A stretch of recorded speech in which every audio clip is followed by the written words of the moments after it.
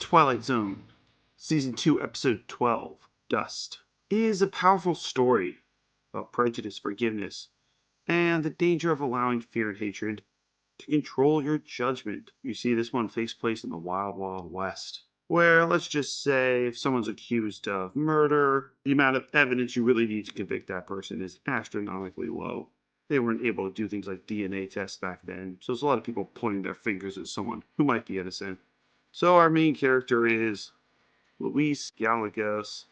He was apparently driving drunk and hit and killed a kid because he was driving drunk a horse and buggy. And his father comes into this town and tries anything he can to get his son off. He thinks he's not guilty of this crime.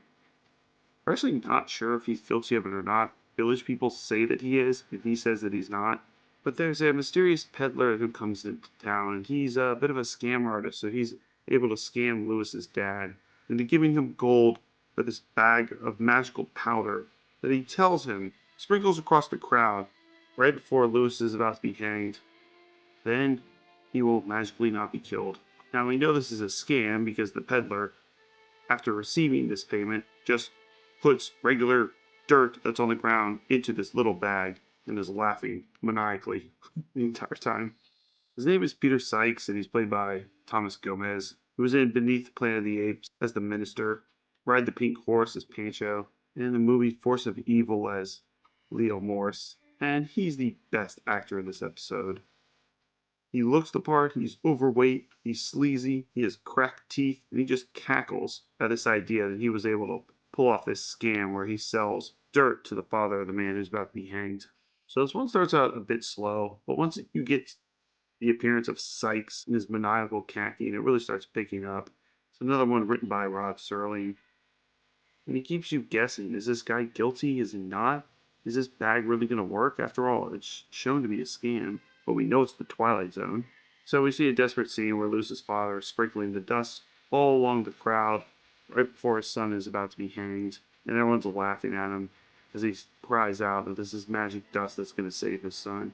And what do we know? It actually does. The trapdoor opens, Lewis has a noose around his neck, and he drops down, but instead of the rope grabbing his neck and breaking it and choking him to death, it mysteriously snaps, and he's left unhurt on the ground. As soon as the trapdoor opened, the rope just broke apart. The townsfolk take this as a sign of God that maybe Lewis himself was not guilty this entire time. It's a smartly written episode that gets better as it progresses and has a great ending. It's making the point that this town was already very superstitious, so they immediately convicted Lewis without much evidence, and now, when they think this is an act of God, they immediately let him go, thinking this must have been a sign that he was not guilty this entire time. One person questions whether they should just try another noose, but ultimately they decide not to do that and let him go. I'm going to give this a 6 out of 10. We even see the evil peddler Peter Sykes at the end hand out his gold coins to kids around town as penance for all the evil that he's done and all the people that he's scammed.